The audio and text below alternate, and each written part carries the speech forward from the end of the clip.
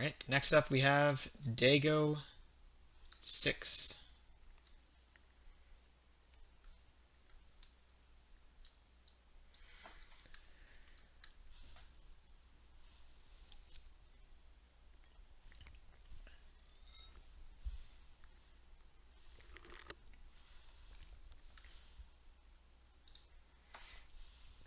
When last we read from Dago, Dago had been stranded in Elpan,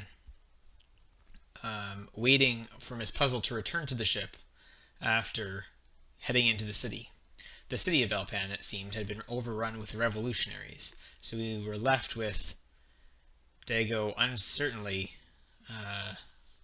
waiting to move on as they drag him against his will towards the city of Vierik, further up north.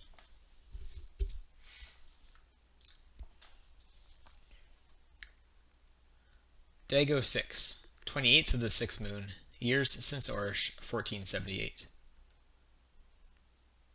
Day 4. Dago thought this when he awoke that morning. He lay awake thinking about what it meant. 4 days in a smoky port, only a few days' sail from the coast near Vierik, or less than 15 to almost any useful port. He had been in this room, on board the Steadfast Star, for much longer than he had been able to keep track of, but he had made it sure to count these days. These 4 days were critical. Miss Puzzle had not yet returned. She had sent Avis, Cirth, and who knows how many others into the rioting town. When they had not returned, she'd gone in with her own troop, and had not reappeared. As had been the case on the other 3 days, Dago was not fed anything in the morning. When Miss Puzzle had been in charge, he had been. She had wanted, despite everything, for him to regain his strength. The captain was not as invested in Dago's future, and he gave Dago a bit of slop after lunch, usually whatever was left from his own meal. Each day he'd be less gracious to his guest, as he began to realize that their commander was unlikely to return. After he smelled the fish they were cooking, he waited a long time for his food to come, but it never did. A light rain obscured the sun shortly thereafter, dripping inside the rickety room as it did outside his small porthole. There must have been a storm on the continent, Dago thought, because the rain became so erratically, and it was not the rainy season. No meal came that day.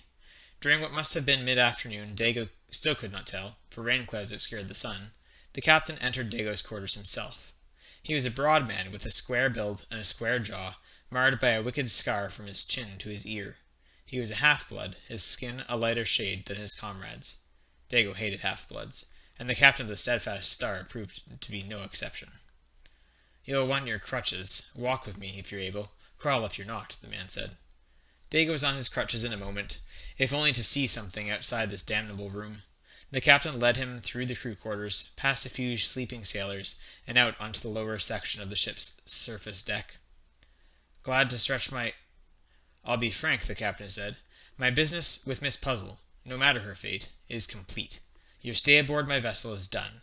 The other mercenaries she left will be dropped off up the coast at a port of their choice. But you, I'm afraid, cannot pay for such privilege." "So this is my port." "Indeed," the captain said. He led hobbling Dago to the plank of his ship, which a few crewmen had just set down onto the wharf. "Off my ship, sir. I will not ask again." Dago blinked. He was free? Or is this a trap? The captain would most certainly do him harm if he stayed, so Dago put his crutches onto the board and stepped over the rail of the boat. His healing leg protested, giving him a few sharp twinges, but then he was back on his supports, limping across the plank toward the dock. "Do I get any supplies? Anything?" he asked. Ahead of him, a few grungy men, homeless ones likely, sat around a half-broken fountain. Water was spraying out, all a mess. The buildings that faced the harbor were in decent shape, save 1 or 2 warehouses that had been gutted and burned. When he reached the end of the plank without answer, he rotated on the dock to look back at the ship. "Best of luck, fellow," the captain said, and nodded to the nearest sailor. The man yanked the plank away from the wharf and started barking out commands to his comrades. They had already readied the sails, and a few of them put oars out to push off from the wharf. Small eddies formed in the water as the boat edged away from Dago. As he watched, the Steadfast Star gradually drifted out to sea, until the wind began to catch in its red cross sails. The weary sellsword shrugged and hobbled away from the water's edge. He needed to think. Best way to do that was to drink.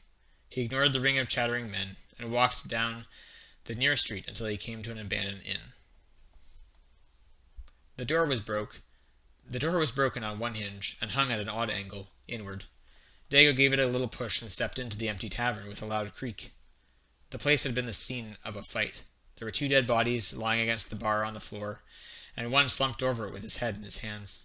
Dago gave that man a solid push with one of his crutches until he was leaning way over. Satisfied they were all 3 dead, Dago trudged behind the bar. He leaned his crutches against the countertop and began rummaging through the cupboards until finding a glass bottle that interested him. The cork gripped in his teeth, he yanked open the bottle and poured himself a drink. He needed to get out of this dump. Revolution was never a good sign. He had helped start 1 or 2, but he had never wanted to be on the ground during one. Assuming that Miss Puzzle wasn't about to walk through the door at any moment, he needed a plan to get out of town. Elphin was a city on the Crimson Highway, which meant that coining, or hard work, or both, could purchase safe passage with the highwaymen. Unfortunately, Dago was neither in possession of the former, nor currently capable of the latter. That was a problem. He took a drink and considered the dilemma. Either way, he'd need to get into proper shape once more. It had been a month and a week since his injuries had been sustained, and he was on the right track to the ability to secure passage on the highway. He doubted that sailing, the less timely or expensive means of travel, would be a valid method. The few ships left in the harbor of Elpan were at the bottom of the drink, masts poking out and little else. Once he had finished the drink, he took a shoulder-hanging sack from one of the shoulders of one of the dead men and put it around his arm. The brandy he had found went into that. Unfortunately, there was no food left in the ransacked inn, which made it his next priority. If the inns had been looted, that meant the city's guard and upper class still held enough power to shut down the frequent meeting places of the revolutionaries. The next best place for food was the market itself, or any shops on the way. As Dago navigated the streets, hopping along on his crutches, he found a slain guard. He was well aware that people in the houses were peeking at him from behind bolted shutters or overlooking eaves. The streets had become more haunting than some of the jungle ruins that Dago had seen in his day. On the dead guards, he found a scabbard and a sword, a simple one made of brass. He buckled the weapon around his waist and continued deeper into the hilly town. Some alleys were so low that seawater soaked up into them, others so high that Dago had to labor himself to the point of panting for breath in order to climb them.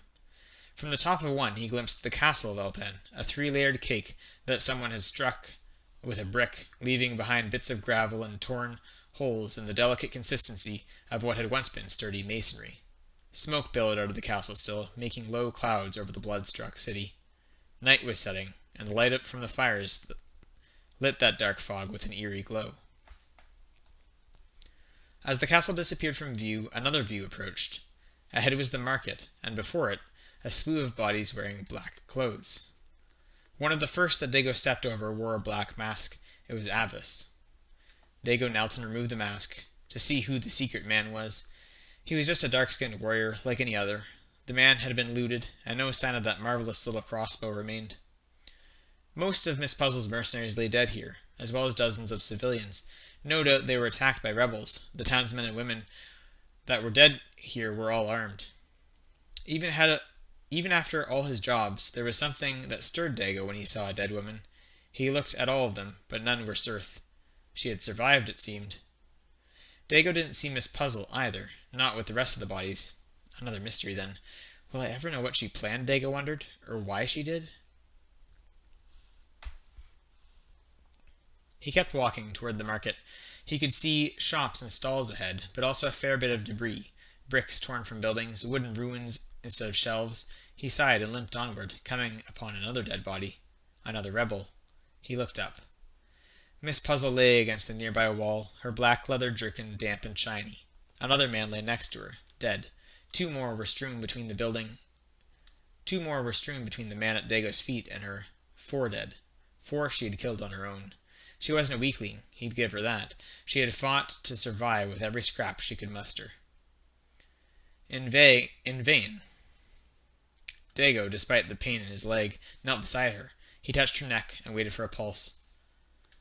Her skin was cold and it stuck to his fingers a little. He smirked and started to remove his hand. On second thought, he turned his hand into a flat board and slapped her cheek. Got the last laugh, you fiend, he told her. No damn answers, though. The corpse of his captor gave no reply. She had been slashed across the shin, stabbed twice in the breast, and her hair had enough red in it to tell Dago she had been hit. She had hit this bloody brick wall too hard. Dago looked her wounds over with recognized irony. Dead women, he thought, are too vulnerable. But he needed coin as much as he needed answers, so he checked her pockets. Her legs were cold, through the fabric within the seam of her black leather pants. There was a pocket in her jerkin, too, on the right side. Within it he found a folded piece of paper. A letter. It was sealed. He'd have to read it tonight, after he got some shelter from the ghostly streets. He rested a hand on her arm for balance as he tucked away the clue in his own pocket. Then, for good measure, he groped the dead body, as he'd wanted to while she lived.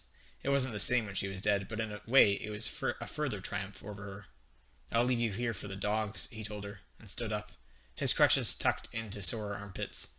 He was free, truly, but he needed food. He hobbled toward the market without looking back. And there we had Dago, Chapter 6.